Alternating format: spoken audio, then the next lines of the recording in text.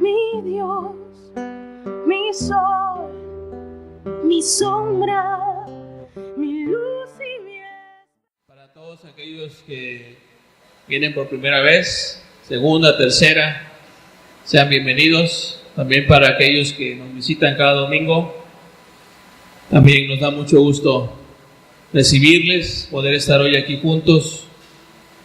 Y bueno, vamos a empezar la enseñanza. Por favor, acompáñame a Juan, capítulo 5, versículos del 30 al 35. Juan 5, del 30 al 35, dice así la Escritura: no puedo yo hacer nada por mí mismo.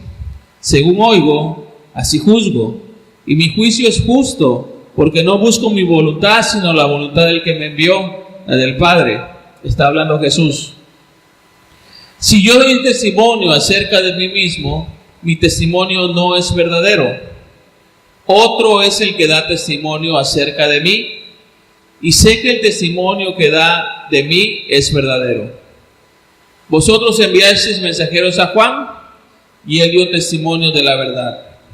Pero yo no recibo testimonio de hombre alguno, mas digo esto para que vosotros seáis salvos. Él era antorcha que ardía y alumbraba, y vosotros quisisteis regocijarnos por un tiempo en su luz. Esta enseñanza la he titulado La antorcha que ardía. Vamos a hacer una oración. Padre, gracias te damos, oh Dios, por permitirnos estar juntos en esta mañana. Gracias, Padre, por estar con nosotros en alabanza. Gracias por permitirnos alabarte, adorarte, oh Dios, exaltarte como lo que eres, el Dios Todopoderoso, digno de recibir la gloria y la honra por los siglos de los siglos.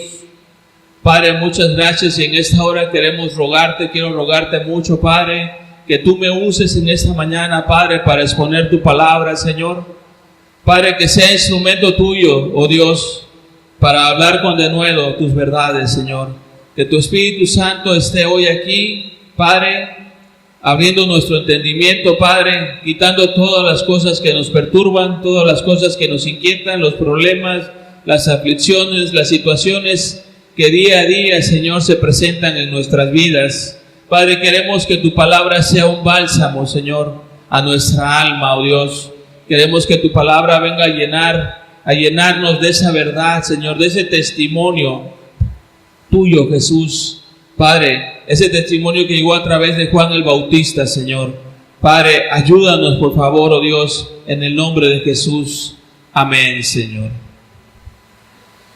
Bien, la enseñanza se llama La antorcha que ardía, y como tú escuchabas en la oración, estamos hablando de Juan el Bautista. Bien, primero que nada déjame decirte que Jesús empieza diciendo que Él no puede dar testimonio de sí mismo. Y no es que en sí no lo pueda dar, simple y sencillamente había una ley entre los judíos en el Antiguo Testamento que exigía el testimonio de 2 testigos. Sí, eso lo puedes ver en el libro de Deuteronomio. Entonces Jesús, ¿sí?, lo que hace es mencionar 2 testigos, como vamos a ver más adelante. Jesús dice en Juan 8:13, dice la Escritura: entonces los fariseos le dijeron a Jesús: tú das testimonio acerca de ti mismo, y tu testimonio no es verdadero, le dijeron los fariseos a Jesús. O sea, ¿cómo es posible que tú, obviamente ellos lo veían como un hombre, tú siendo hombre te alabes a ti mismo, te reconozcas a ti mismo como hijo de Dios, ¿sí?, sin presentar testigos?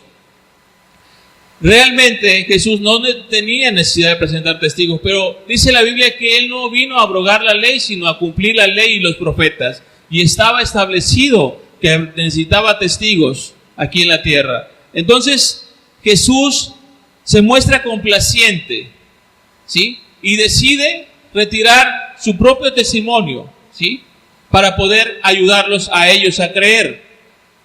Esa parte a mí me encanta porque realmente vemos a un Jesús tolerante, a un Jesús lleno de compasión, porque Él, siendo Dios, podría decir, bueno, pues si no quieres creer, ese es tu problema. Mas sin embargo, vemos que Dios no es así. Jesús no es así. Jesús siempre trata con el hombre de una manera tan amorosa, tan hermosa, con cada uno de nosotros. Ha tratado siempre de una manera muy especial, aún con nuestras dudas, con nuestras inquietudes, con nuestras incredulidades. Él está ahí siempre, dándonos una palabra, dándonos un ejemplo, ayudándonos a creer en Él. Y es lo que quería hacer con estos hombres. Él quería ayudarlos a que creyeran en Él para que fueran salvos. Realmente, vemos entonces que se cumple la Escritura cuando dice que Él no quiere que nadie se pierda, sino que todos procedan al arrepentimiento. Realmente, a Él, el plan de Dios no es que ningún hombre se pierda. Y Él hace todo lo posible para que el hombre crea. Mas, sin embargo, muchas personas, muchos hombres no creen, ¿sí? Por dureza de corazón, porque prefieren otras cosas. Mas sin embargo siempre Dios está hablando al hombre de una u otra manera para que él crea. Primero que nada, él pone por testigo al Padre. Dice en Juan 5:32, otro es el que da testimonio acerca de mí, y sé que el testimonio que da de mí es verdadero. ¿Sí? Realmente los fariseos no sabían que se estaban refiriendo al Padre, pero el hecho de que esté hablando en presente en este versículo, ¿sí? Dice, otro es el que da testimonio acerca de mí, o sea, tiempo presente, no tiempo pasado.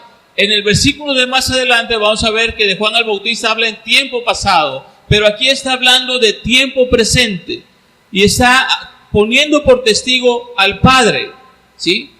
Ellos en ese momento no lo entendieron, los fariseos, pero está poniendo por testigo al Padre. Y en Juan 8:18, eso se confirma, dice, yo soy el que doy testimonio de mí mismo, dice, y el Padre que me envió da testimonio de mí. Igualmente en Marcos 1:11 dice, y vino una voz de los cielos que decía, tú eres mi Hijo amado, en ti tengo complacencia. El Padre dio testimonio de que Jesús era su Hijo, que Jesús era el Mesías, que Jesús era el enviado, ¿sí? A través de las Escrituras y a través de una voz audible, ¿sí? Como lo dice Marcos 1:11. Bien. Mas sin embargo, Jesús hace hincapié en Juan el Bautista, ¿sí? Toma a Juan el Bautista como testigo para que dé testimonio de él. Eso lo vemos en Juan 1:19. Dice, este es el testimonio de Juan. Cuando los judíos enviaron de Jerusalén sacerdotes y levitas para que le preguntasen, ¿tú quién eres? Confesó y no negó, sino confesó, yo no soy el Cristo. Y le preguntaron, ¿qué pues? ¿Eres tú Elías? Dijo, no soy. ¿Eres tú el profeta? Y respondió, no. Le dijeron, pues ¿quién eres? Para que demos respuesta a los que nos enviaron. ¿Qué dices de ti mismo? Dijo, yo soy la voz de uno que clama en el desierto, enderezad el camino del Señor, como dijo el profeta Isaías. Y los que habían sido enviados eran de los fariseos. Y le preguntaron y le dijeron, ¿por qué pues bautizas si no eres el Cristo, ni Elías, ni el profeta? Juan le respondió diciendo, yo bautizo con agua, mas en medio de vosotros está uno a quien vosotros no conocéis. Este es el que viene después de mí y el que es antes de mí, del cual yo no soy digno de desatar la correa del calzado. Estas cosas sucedieron en Betabara, al otro lado del Jordán, donde Juan estaba bautizando. El siguiente día vio Juan a Jesús que venía a él y dijo, he aquí el Cordero de Dios que quita el pecado del mundo. Este es aquel de quien yo dije, después de mí viene un varón, el cual es antes de mí, hablando de la preexistencia de Cristo. Dice, porque era primero que yo no le conocía, mas para que fuese manifestado en Israel, por esto vine yo bautizando con agua. Yo también dijo Juan testimonio, también dio Juan testimonio diciendo, vi al Espíritu que descendía del cielo como paloma y permaneció sobre él. y yo no le conocía, dice, pero el que me envió a bautizar con agua, aquel me dijo, sobre quien veas descender el Espíritu y que permanezca sobre él, ese es el que bautiza con el Espíritu Santo. Y en Juan 1:34 dice, y yo le vi, y he dado testimonio de que este es el Hijo de Dios. Ahí está él afirmando y reafirmando que Jesús es el Hijo de Dios, que Jesús es el Cordero de Dios que quita el pecado del mundo, que el Espíritu Santo había descendido sobre él, que el Padre le había dicho a él que así ibas como ibas a ver quién es el que iba a bautizar en fuego, quién es el que iba a bautizar con el Espíritu Santo. Había muchas evidencias de que Juan el Bautista hacía referencias para que creyeran en que Jesús era el Hijo de Dios. El testimonio de Juan el Bautista era público, pues lo había dado abiertamente, ¿sí? Ante sacerdotes, ante levitas, ante fariseos, él había dado testimonio de Jesús. Aunque Jesús no necesitaba credenciales, no necesitaba certificados humanos, ¿sí? Él apeló al respeto y aprecio que le tenían a Juan el Bautista para mencionarlo como testigo. Realmente el pueblo reconocía que Juan el Bautista era un profeta, reconocía que era alguien especial que había sido enviado por Dios. El pueblo de Israel tenía 400 años que no se levantaba un profeta, que no había palabra de Dios, y esta generación estaba muy orgullosa de tener un profeta entre ellos, tener un profeta llamado Juan el Bautista. Ellos realmente sabían, se daban cuenta que Juan el Bautista era especial, ¿sí? Jesús menciona a Juan el Bautista a fin de que, creyendo en el testimonio que dio de él, se inclinen a él, ¿sí? Para que puedan ser salvos. Realmente Cristo no necesitaba testimonio de los hombres, pero para que ellos pudieran creer, dice, bueno, ¿no me crees a mí? Créele a Juan el Bautista, créele a él. Tú sí crees que él es profeta, tú sí crees que él es enviado de Dios, él está dando testimonio de mí. Juan 5:34 dice, pero yo no recibo testimonio de hombre alguno, mas digo esto para que vosotros seáis salvos. No es que él estuviera muy interesado en que le creyeran, él lo que quería era ganar sus almas, que ellos creyeran que él era Dios, que él era el Hijo de Dios, que él era el Mesías, y estaba poniendo por testigo al Juan el Bautista para que ellos creyeran. Mas sin embargo, vemos que simple y sencillamente no fue suficiente para ellos el testimonio de Juan el Bautista.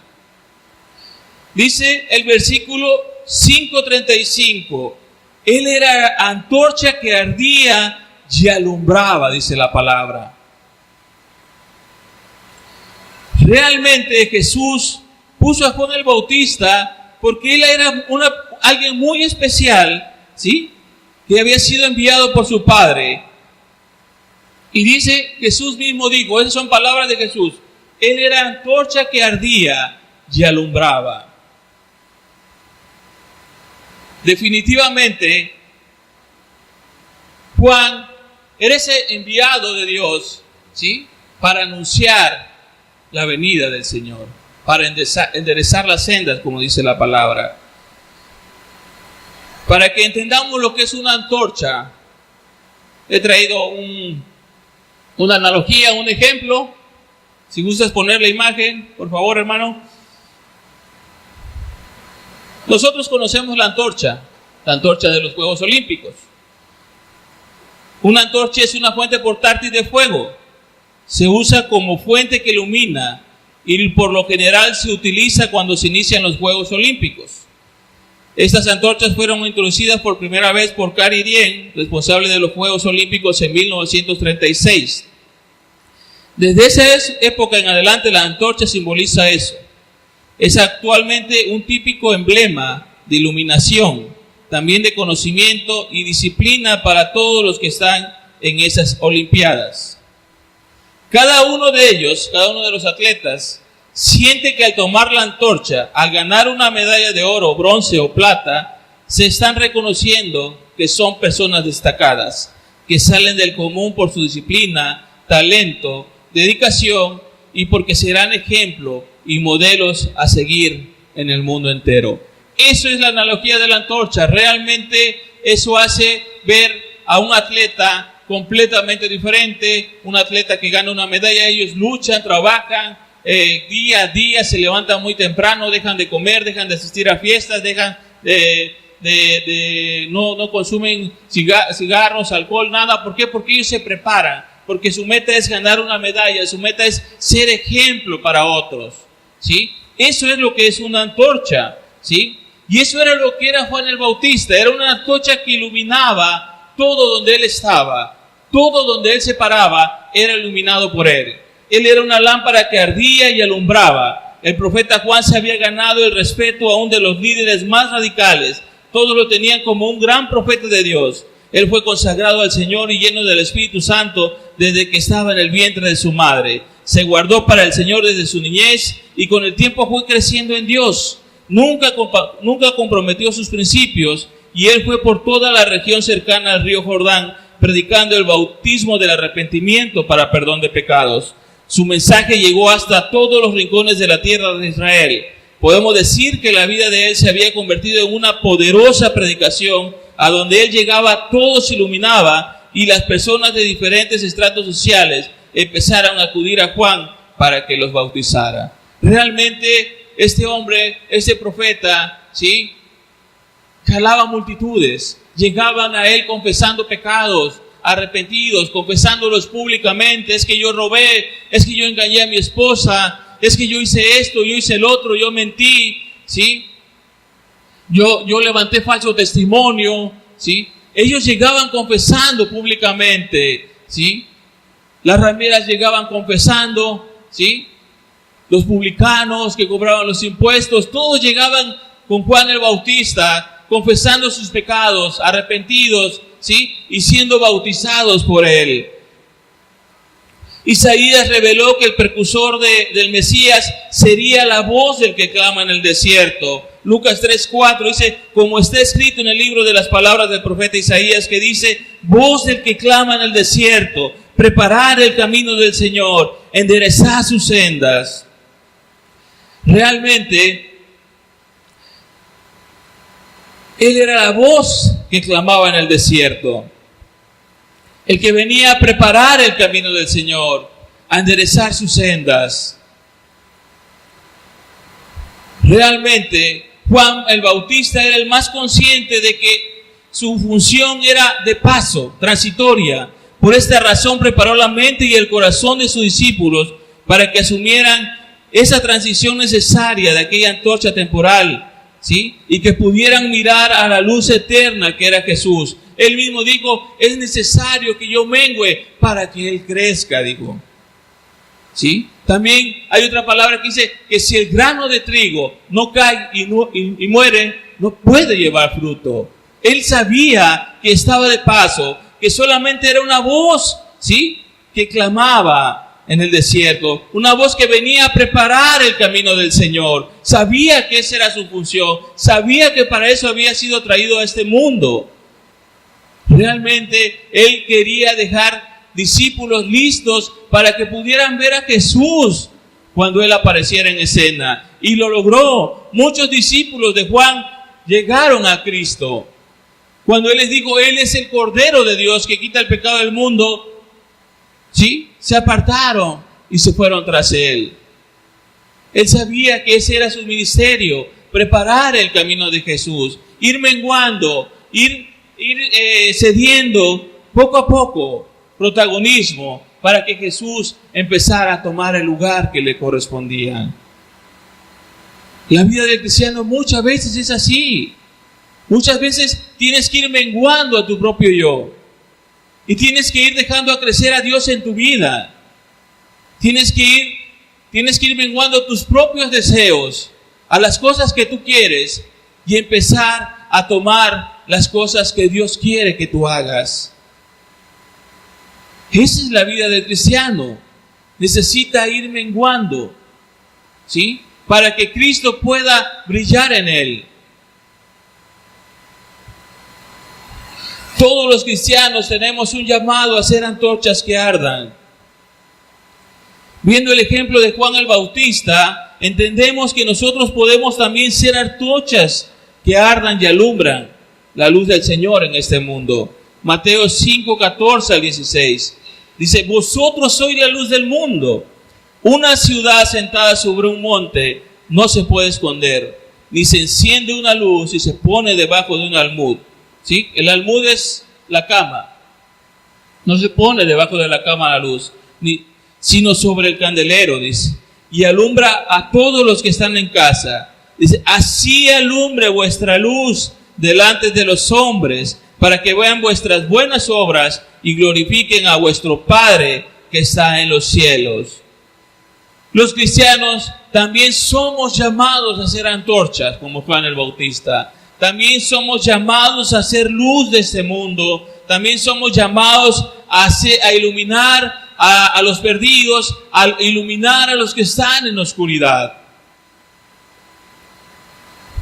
Es lo que nos dice Mateo. Que nuestra luz alumbre delante de todos los hombres, dice, para que vean vuestras buenas obras y glorifiquen a vuestro Padre que está en los cielos. Realmente, ese es el llamado para el cristiano. El llamado para el cristiano no es para que esté en su casa sentado comiendo palomitas, viendo películas. No, ese no es el llamado para un cristiano. No es para que se vaya los fines de semana con toda su familia al cine a pasársela bien. Tampoco. El llamado del cristiano es para anunciar las virtudes de aquel que nos llamó de las tinieblas a la luz. Es el llamado para el cristiano. Y con esto no quiero decir que no puedas salir con tu familia, pero debes de entender que tu primer llamado es servir a Dios, ser luz delante de los hombres, dar testimonio también de Cristo. Ese es tu primer llamado. Si tú eres cristiano, si tú eres cristiana, ¿sí? Y no has visto en tu vida o no has hecho caso a ese llamado, es hora que lo hagas. Es hora que lo hagas, es hora que des ese fruto, es hora de que tú mengues para que Él crezca. Es hora que lo hagas. Tú no puedes pensar querer vivir tu vida como tú quieres siempre, ¿sí? Y solamente decir que eres cristiano porque crees en que Cristo murió por tus pecados. Qué bueno que crees que Cristo murió por tus pecados. Qué bueno que tienes esa certeza. Pero Cristo no solo murió, también resucitó y está en los cielos. Y está esperando a que tú le sirvas. Y está esperando a que tú hagas su voluntad. ¿Sí? Está esperando que Él sea tu Señor en tu vida. Eso es lo que está esperando Cristo de ti. Está esperando que tú seas esa antorcha que alumbre. Realmente, como veíamos el ejemplo, si me pones otra vez la imagen, por favor, hermano, los atletas se preparan para lograr una medalla. Se disciplinan, se levantan muy temprano, hacen muchos esfuerzos para poder ganar esa medalla. Sin embargo, el apóstol Pablo, ¿sí? Ahí vemos un atleta feliz de la vida, contento porque está ahí donde quería estar, porque luchó por ese sueño, luchó para estar ahí. Y así debe ser el cristiano también, debe de luchar para seguir adelante. No se tiene que dar por vencido. No se tiene que dar por vencido. Dice la Escritura, ¿sí? Que el pecado no se enseñará de nosotros porque no estamos bajo la ley, sino bajo la gracia, dice la palabra de Dios. ¿Y qué es lo que está queriendo decir Dios en esa palabra? Tú tienes luchas, tú tienes muchas luchas y muchas veces caen en muchos pecados. Pero déjame decirte una cosa. Yo te voy a ayudar a vencer esos pecados. No estás solo, ¿sí? Mi poder y mi gracia serán derramados sobre ti para que tú puedas vencer. Eso es lo que te dice el Señor hoy. No estás solo. No estás solo luchando para no pecar. El poder y la gracia de Dios va a venir sobre tu vida. Si tú luchas, ¿sí? Si tú te esfuerzas, si tú te disciplinas, si tú te dedicas un tiempo. Si tú dedicas un tiempo a la lectura, si tú dedicas un tiempo a la oración, día tras día, verás cómo el poder y la gracia se manifiesta en tu vida. Y verás cómo puedes vencer las tentaciones. Así como este atleta llegó hasta la meta, que así llegarás tú a la meta también con la ayuda de Dios. Pero tienes que luchar, tienes que esforzarte, ¿sí? Tienes que buscar en la Escritura, tienes que orar a Dios para que te ayude, tienes que alimentar tu alma. No es posible que tú quieras ser cristiano, ¿sí?, solamente con creer en que Jesús murió por tus pecados. No hay tal cristianismo, déjame decírtelo. No es bíblico. Si tú lees la Biblia te das cuenta que hay deberes cristianos también. No es bíblico. Por eso es importante que tú leas la Biblia. Ciertamente la salvación es por gracia, es un regalo que Dios nos ha dado. Estoy de acuerdo, ¿sí? Pero déjame decirte que cuando ese regalo llega, ¿sí?, pasa lo que pasó con Zaqueo. ¿Se acuerdan lo que sucedió con Zaqueo? ¿Sí? El día que dice la salvación ha llegado a esta casa, le dijo Jesús. ¿Qué hizo? Voy a darle 4 veces, ¿sí?, al que le robé. Y la mitad de mi fortuna se lo voy a dar a los pobres, dijo. Hay una respuesta a ese llamado. Hay una respuesta a ese llamado. No se queda, la persona que ha sido salvo, que ha sido perdonado de sus pecados, no se queda cruzado de brazos esperando a que Jesús venga. No, sabe que tiene que hacer la voluntad de Dios, sabe que tiene que servir a aquel que lo ha comprado, ¿sí? Hay un pasaje en la Escritura que dice que somos esclavos de Cristo. Realmente sé que es algo que a lo mejor no tenemos claro, pero si en nuestro pecado, si en nuestra inmundicia, cuando no conocíamos a Cristo, servíamos a otros dioses, ¿sí?, y hacíamos lo que fuera, ¿cuánto más ahora que sabemos que Cristo ha muerto por nuestros pecados? ¿Cuánto más ahora que sabemos que Cristo derramó su sangre por nosotros? ¿Cuánto más? Mucho más. Por gratitud. Ni siquiera porque yo espere a ganarme el cielo, porque no es así tampoco. El cielo no se gana por buenas obras. El cielo se gana desde el momento en que tú crees que Jesús murió por ti. Pero ¿sabes qué? Se va a ver reflejado con una vida llena de gratitud, con una vida que le quiere servir, con una vida que le quiere agradar, que quiere vivir para Él. Así se va a ver reflejado esa gratitud. Realmente el apóstol Pablo dice en 1 Corintios 9, 24, 25, dice: ¿no sabéis que los que corren en el estadio, todos a la verdad corren, pero uno solo se lleva el premio? Corred de tal manera que lo tengáis, dice. Todo aquel que lucha, de todo se abstiene. Ellos a la verdad para recibir una corona corruptible, dice, pero nosotros una incorruptible, dice la palabra. Realmente la Biblia dice, ¿sí?, que no hagamos tesoros en la tierra, donde la polilla y el orín corrompen, sino que hagamos tesoros en el cielo, donde la polilla ni el orín pueden corromper las cosas. El cristiano debe estar más preocupado por hacer tesoros en el cielo que hacer tesoros en la tierra. Y aquí el apóstol Pablo lo dice, ¿sí? Ellos corren por un premio que al final se va a corromper, un metal que al final con el tiempo no va a servir, dice. Pero nosotros corremos, ¿sí?, para ganar algo que es incorruptible, y eso se llama vida eterna. Vida eterna. Por eso corremos los cristianos. Por eso luchamos. Por eso nos esforzamos día a día para ganar una corona. Y esa corona se llama vida eterna. Santiago dice: bienaventurado el varón que soporta la tentación, porque al final le espera la corona de vida, dice la palabra. La corona de vida.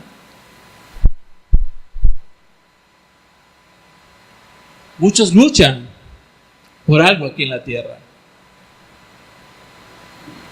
El cristiano lucha por agradar a su Dios. Mortifica a sus miembros por agradar a Dios, por hacer la voluntad de Dios.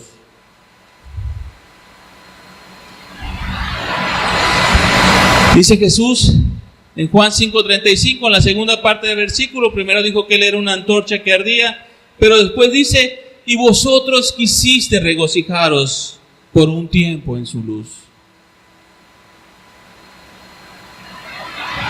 Y vosotros quisiste regocijaros por un tiempo en su luz. Créeme que desde que empecé a hacer esta enseñanza, este versículo, la segunda parte de este versículo me llamó mucho la atención, muchísimo, porque realmente por la misericordia de Dios, ya llevo varios años en el Evangelio y he visto muchos hermanos y hermanas en Cristo, muchos que corrían con gran gozo la carrera, con mucha alegría corrían esa carrera, con mucha alegría servían a Dios, pero después de un tiempo ese gozo se fue apagando, ese gozo se fue yendo, empezaron a llegar a otras prioridades, ¿sí? Sus metas empezaron a cambiar. Y realmente esto es lo que quiere decir Jesús cuando dice que se regocijaron por un tiempo en Juan el Bautista. Juan el Bautista se hizo popular rápidamente en el pueblo. Todos parecían estar orgullosos de que en su generación surgiera un profeta tan grande como Juan.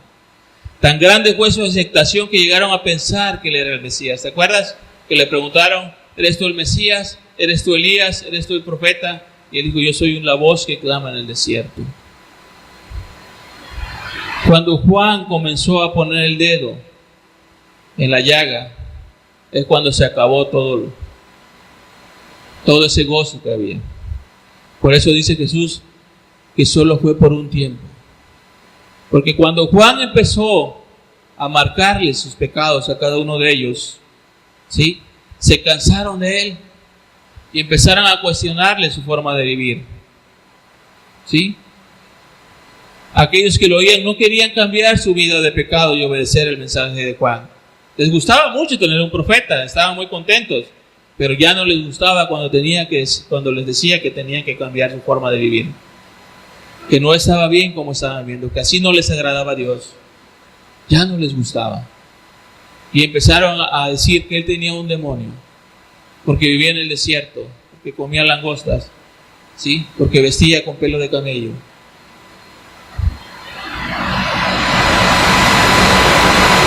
Los fariseos eran de aquellos que no estaban ya de acuerdo con él.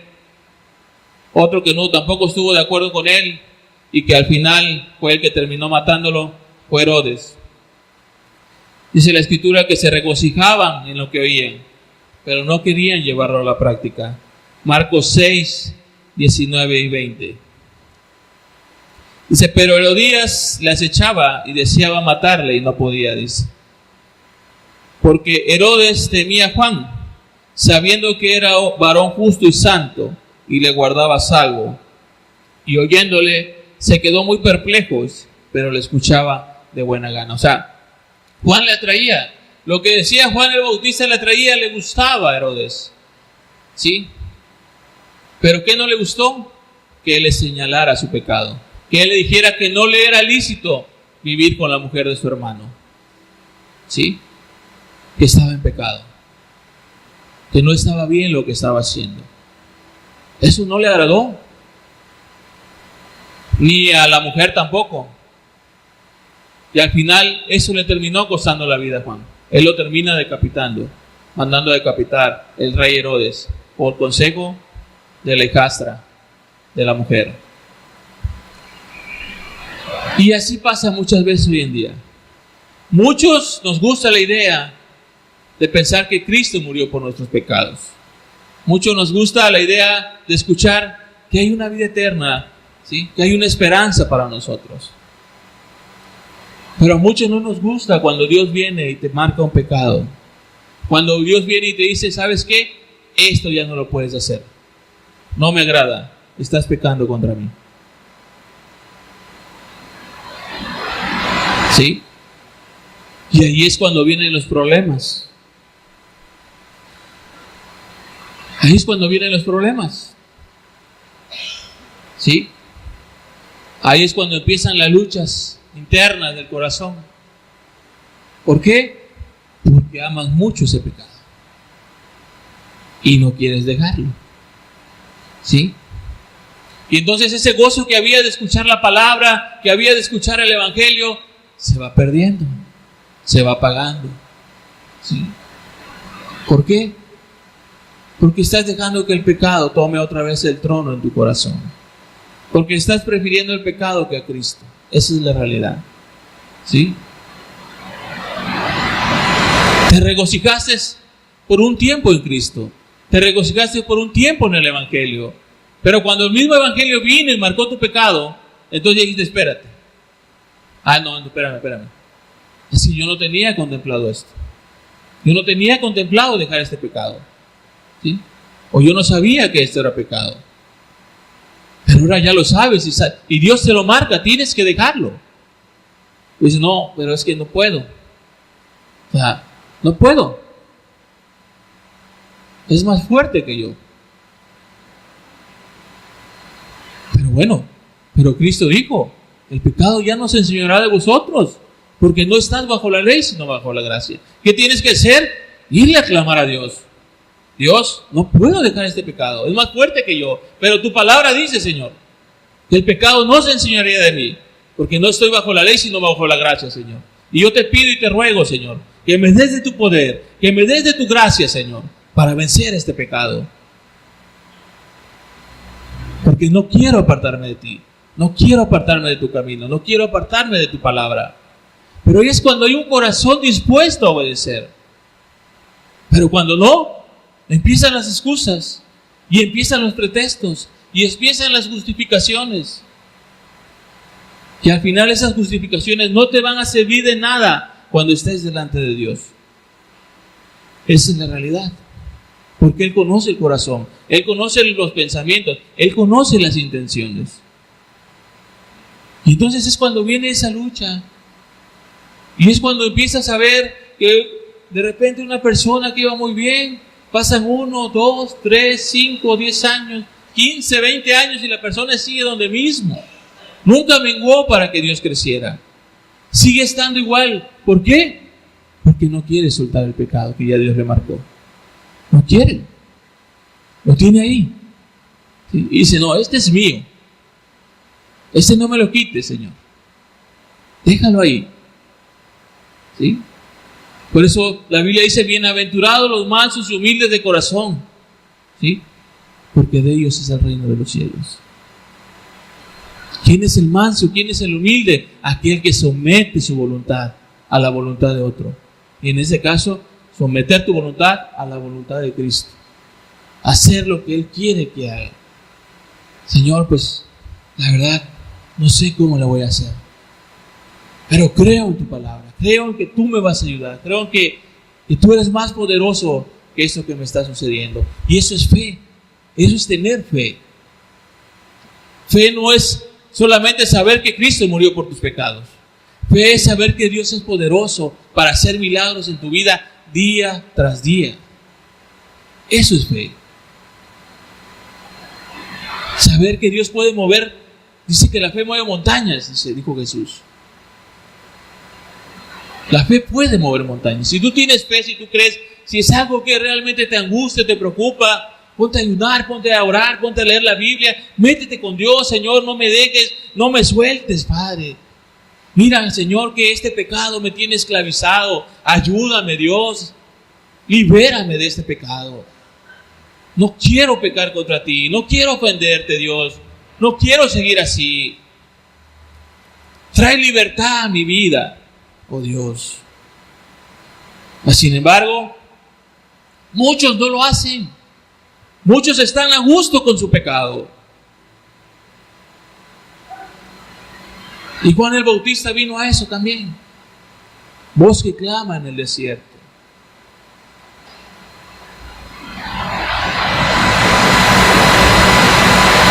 Preparad el camino del Señor. Enderezad sus sendas, dice. A eso vino Juan el Bautista. A predicar el arrepentimiento. A decirte a ti y a mí, arrepiéntete de tus pecados. Vuélvete a Dios. No sigas por ahí. Te vas a perder. ¿Se acuerdan de la parábola de la higuera estéril cuando Jesús va a buscar un fruto y no encuentra nada y le dice que se seque? y al otro día pasan sus discípulos y ya estaba seca. Dios está esperando ese fruto de nosotros. Nosotros somos esa higuera y Dios está esperando el fruto.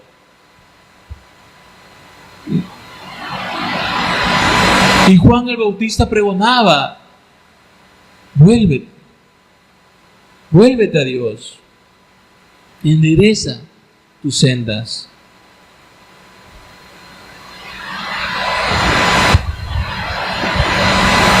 La Escritura dice que muchos, cuando ven la aflicción, cuando ven la persecución, desisten del Evangelio. Jesús era perseguido.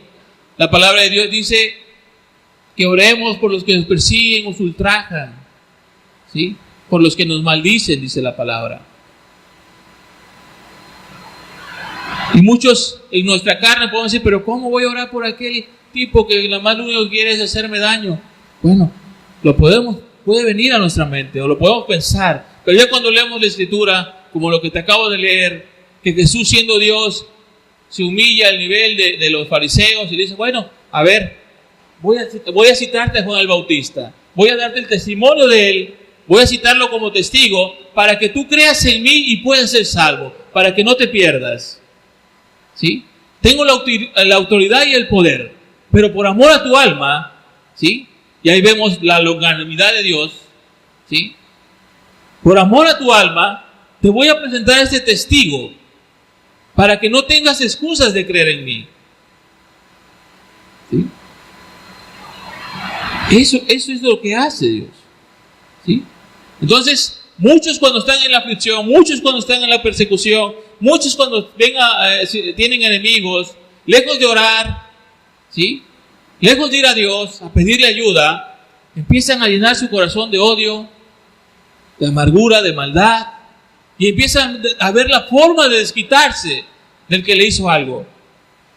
Y eso a Dios no le agrada tampoco, porque dice la Biblia que Él sufrió lo oprobio, y Él está esperando que tú hagas lo mismo. ¿Vamos a luchar contra nuestra carne? Por supuesto que sí. Yo quisiera saber a quién le gusta que lo ofendan. Yo quisiera que alguien levantara su mano y me dijera: mira, a mí me insultan y yo no siento nada.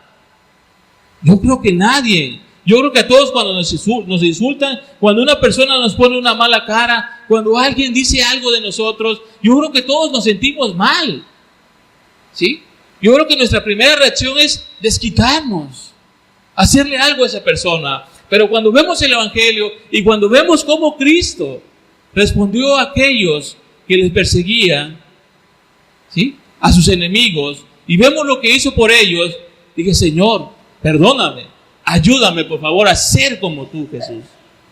Ayúdame a seguir tus pasos, Señor. Ayúdame a ser humilde. Ayúdame a humillarme, Señor. ¿Sí? Porque mi carne quiere rebelarse, mi carne quiere hacer otras cosas, Dios. Pero yo quiero ser como tú, Señor. Y yo sé que tú me puedes dar el poder y la gracia para hacerlo, Dios. Yo sé que tú me puedes ayudar para salir adelante. Por último, están los afanes, las riquezas, que hace que muchas personas también se desvíen de la verdad. Empiezan bien con todo, ¿sí?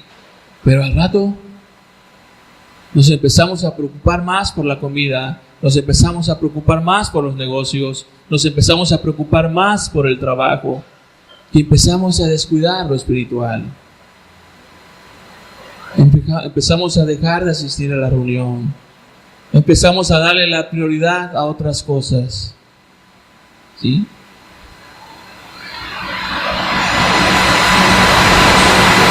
Empieza a llegar el trabajo, empieza a haber bendición y empiezas a decirle a Dios: espérame, tengo muchas cosas que hacer, estoy muy ocupado. Y vienen los afanes, ¿sí?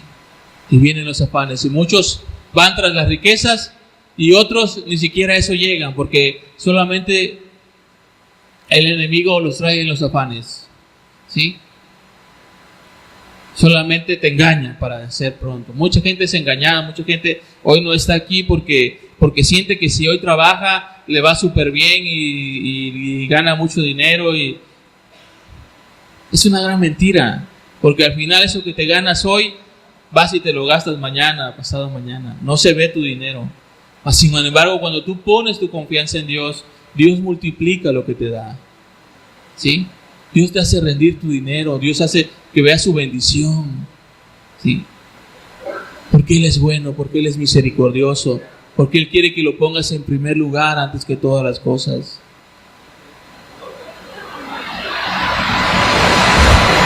¿Qué decir? ¿Qué decir de aquellos que se deprimen? ¿Qué decir de aquellos que tienen desolación? Hoy que es tan común las depresiones en las personas. Hoy que es tan común que las personas se sientan solas, se sientan que nadie las quiere. Esos pensamientos son del diablo. ¿Sí? Basta nada más mirar a Cristo, cómo nos ama, cómo dio su vida por ti, ¿sí? Para entender que no hay nada en este mundo que te pueda amar como Él lo hizo. Con amor eterno te he amado, dice la palabra de Dios. Con amor eterno. ¿Sí? Cuando sientas depresión, cuando sientas que nadie te quiere, cuando sientas que todo el mundo te ignora, piensa en Cristo. Piensa en lo que hizo por ti. Las cachetadas que aguantó, las escupidas que le dieron, los jalones que le dieron en la barba, los latigazos que le metieron, los clavos que lo atravesaron. Piensa en eso y piensa si no te amó y verás cómo esa depresión se va de tu vida. ¿Sí? Piensa en eso, piensa en aquel que te amó más que a su propia vida, dice la palabra. Bien, por último, Jesús cita las Escrituras que también dan testimonio de Él. Juan 5, 36 al 39 dice: mas yo tengo mayor testimonio de que el de Juan, dice, porque las obras que el Padre me dio para que cumpliese, las mismas obras que yo hago, dan testimonio de mí, que el Padre me ha enviado.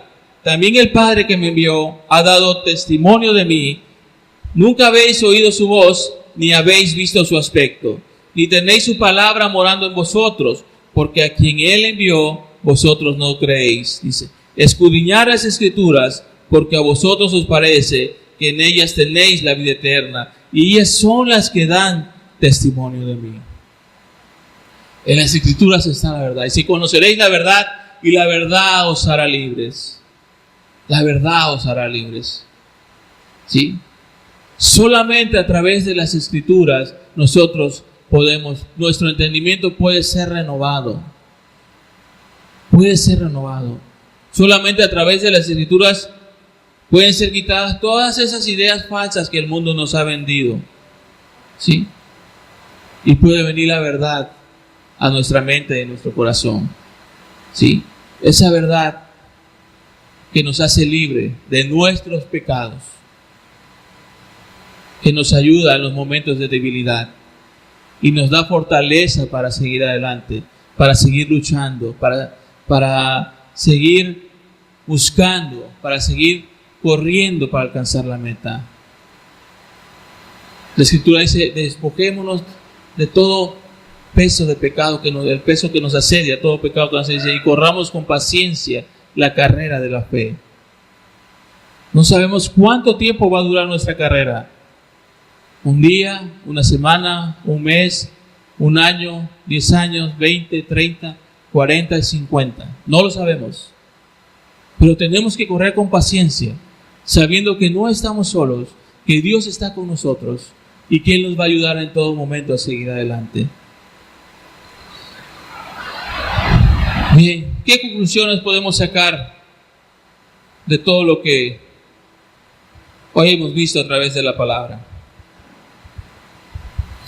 Primero que nada, que Jesús hace a un lado su testimonio para poder ganar las almas de los que los persiguen. Vemos que su mayor anhelo es que todos los hombres sean salvos. Ese es su mayor anhelo de Jesús. Que todos los hombres sean salvos. ¿Sí? Dice que Él no retarda su promesa, sino que Él está esperando a que más personas sean salvadas, a que más sean salvos. Ese es el anhelo de Cristo. Eso es lo que Él desea, salvar muchas almas, la mayoría. Él quisiera que todos se salvaran, porque al final así lo dice la Escritura, que Cristo murió por todos los hombres, dice, para que todo aquel que en Él crea no se pierda, mas tenga vida eterna, dice la palabra de Dios. Por todos. Él no quiere que nadie se pierda, sino que todos se arrepientan. Mas sin embargo, sabemos que esto no va a ser posible, ¿sí? No todos van a creer, ¿sí? Cuando Jesús dijo, esta es la sangre que será derramada para la remisión de muchos, dice. De muchos, no dijo de todos ya. ¿Por qué? Porque Él es omnisciente y Él sabía que no todos se van a salvar. Pero aquel que decide creer, aquel que decide confiar en Él, que decide entregarle su vida, arrepentirse de sus pecados, ese será salvo. Y eso es lo que Él busca siempre, convencer a las personas, ¿sí? Convencerlas en su razonamiento. Y es algo que a mí me gusta mucho, ¿sí? Muchos ven la fe como algo que tú tienes que hacer perder tu razonamiento, y eso no es cierto. A Dios se le alaba con la razón. Tú tienes que creer con tu razón, y Dios te va a convencer a través de argumentos sólidos, para que tú creas con tu razón. Así es Dios. Solo se lo tienes que pedir. Eso sí, solo tienes que ser humilde y decirle a Dios, Señor, pues yo tengo esta lucha, tengo esta duda, tengo esta inquietud, ayúdame, Dios. Y vendrá la palabra a tu vida. Y vendrá el testimonio de la verdad a tu vida. Porque así obra Dios. Porque Dios no quiere que tu fe sea ciega. Tiene que ser con tu entendimiento, ¿sí? Ese es el problema de hoy en día de muchos religiosos. Creen que la fe es brincar, saltar, revolcarse, hacer mil cosas, ¿sí? Es que es fe, es Espíritu Santo. Corren y se arrastran y hacen mil cosas, ¿sí? Esa no es la fe. Esa no es la fe. Ciertamente dice el libro de Dios que la fe es la certeza de lo que no se ve. Nosotros no creemos por vista. Jesús dijo, bienaventurados los que no me vieron y creyeron. Pero creemos en algo, en esta palabra, en la palabra de Dios. Y aquí viene todo. Y aquí Dios te da respuesta de todo lo que tú quieras, ¿sí? Algunos luchamos con algunas inquietudes, otros tendrán otras inquietudes. Somos diferentes todos completamente. Dios va a tratar con cada uno de nosotros de diferentes formas, y cierto, porque todos somos diferentes. Pero Él sabe cómo convencernos. Si tú eres honesto, si tú eres humilde, si tú vas a Dios, Él te va a convencer de que Él es Dios. De que Él murió por tus pecados. De que Él es Señor. De que Él quiere que tú le entregues su vida. Él te va a convencer, y no a la fuerza, con argumentos sólidos, para que tu razón crea. Y entonces cuando tu razón cree, tú lo llevas al corazón, ¿sí? Lo llevas al corazón y dices, sí, cierto, Dios, sí, cierto. No sé si te ha pasado, pero tú te pones a leer tu Biblia y en un versículo Dios te habla. Es como si una lámpara se prendiera dentro de tu mente. De repente estás leyendo y de repente ¡pum!, se enciende un foco grande. Señor, y ves a Cristo, y ves a Dios, y ves que es verdad lo que está diciendo, y el testimonio y el Espíritu Santo da testimonio de la verdad. ¿Te ha pasado? ¿Cuántos dicen amén a esto? Porque el Espíritu Santo está para eso, para dar testimonio de la verdad, ¿sí? Y no es que seas místico, pero es que este es el sustento teológico de todo cristiano, la Biblia. ¿Qué le dijo Jesús a sus discípulos? Que Él les recordaría las palabras que Él le había dicho cuando estaba con ellos. ¿Se acuerdan de ese versículo? Para eso está el Espíritu Santo. ¿No te ha pasado que de repente estás a lo mejor ocupado, estás haciendo algo y de repente te viene un versículo a tu mente y te entra una certeza de que es cierto lo que es ese versículo? ¿Quién hace esa obra? El Espíritu Santo. El Espíritu Santo es el que hace esa obra en ti.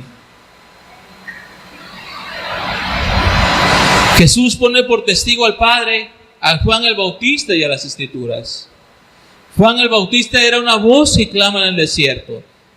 ¿Qué es el desierto? Nosotros sabemos qué es el desierto. El desierto es un lugar despoblado, árido, inhabitado, falta agua, falta vegetación. Las condiciones climatológicas son extremas, en el día mucho calor, en la noche mucho frío. Hay serpientes, animales venenosos, existen muchos peligros. Pero si nosotros vemos en la Escritura, el desierto ha jugado un rol muy importante en la vida espiritual. Jugó un rol muy importante en el pueblo de Israel. El pueblo de Israel fue llevado al desierto 40 años para ser probado. Jesús fue llevado al desierto para ser tentado. ¿Sí? Y Juan el Bautista también fue llevado al desierto. Yo soy una voz que clama en el desierto, dice Juan el Bautista. ¿Y cómo podemos aplicar el desierto en nuestras vidas? ¿Sí? Aunque el desierto es físico, también hay desierto espiritual. Nadie se escapa por un desierto espiritual a lo largo de su vida. No importa cuánto tiempo lleves en el Evangelio. Si eres nuevo o tienes muchos años en el Señor, vas a ser llevado al desierto para ser probado. Vas a ser llevado al desierto.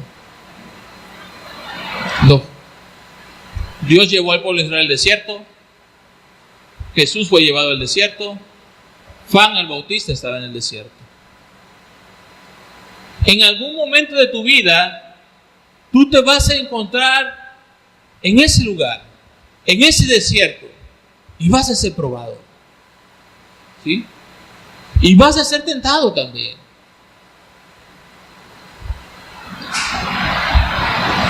En Juan el Bautista se cumple la profecía de Isaías. Dice Isaías 43 y 40, capítulo 40, versículo 3 y versículo 4. Dice: voz que clama en el desierto, preparad camino a Jehová, enderezad calzada en la soledad a nuestro Dios. Todo valle sea alzado, y bájese todo monte y collado, y lo torcido se enderece, y lo áspero se allane.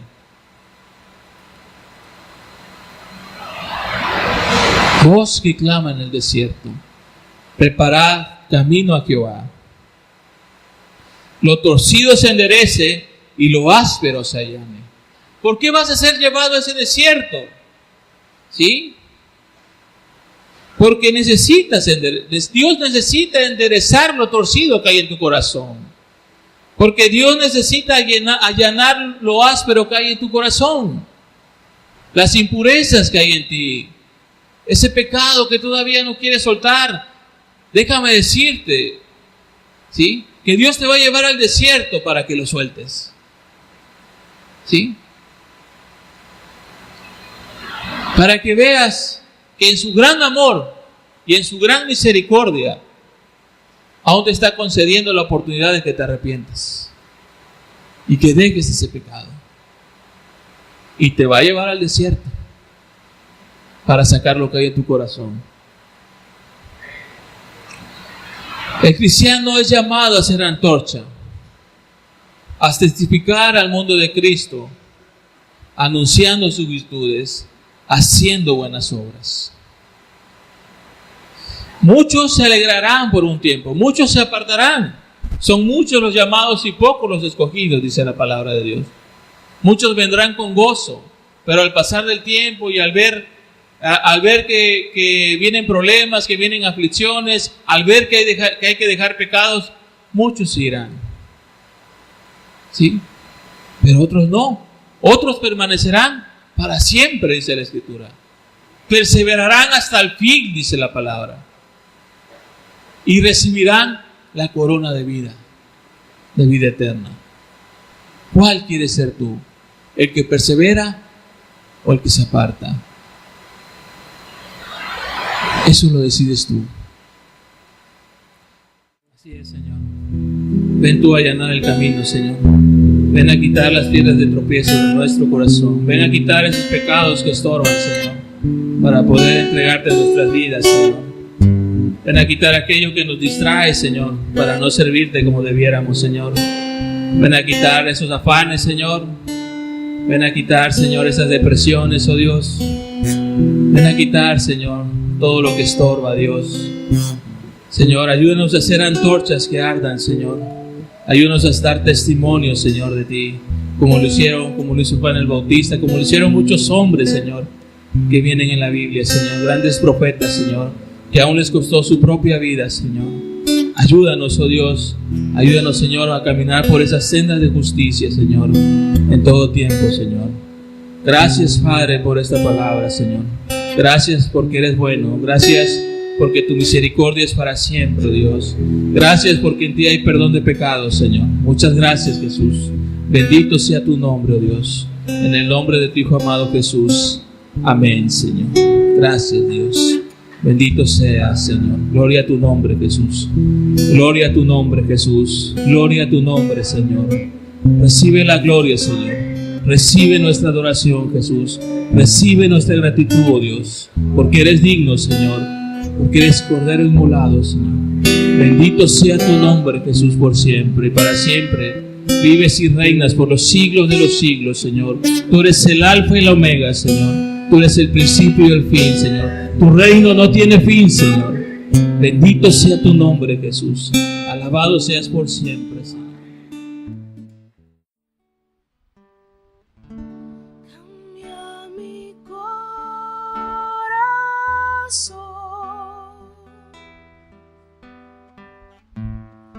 Hazlo fiel.